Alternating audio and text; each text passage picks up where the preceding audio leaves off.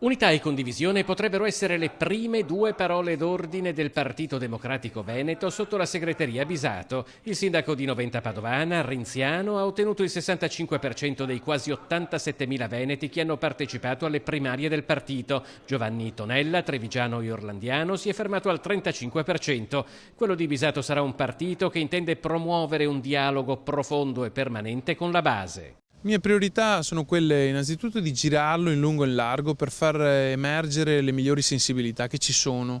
Sono sotto il pelo dell'acqua, tanti giovani, persone impegnate e poi attraverso questo giro continuo creare una cinghia di trasmissione vera tra gli eletti nei territori, gli iscritti nei circoli e gli eletti a livello regionale e nazionale. In questo senso uno dei banchi di prova del PD regionale sarà il referendum consultivo sull'autonomia del Veneto. Dentro il partito si sono registrate opinioni diverse. Io ho proposto di fare una conferenza programmatica sul tema nel giro di 30-45 giorni, in modo che alla fine, dopo che c'è stata una discussione, una dialettica interna bella forte, si esca con un'unica voce. Al di là di questo, i temi da affrontare rimangono parecchi, con un occhio di riguardo. Non stiamo dando le giuste attenzioni ai giovani.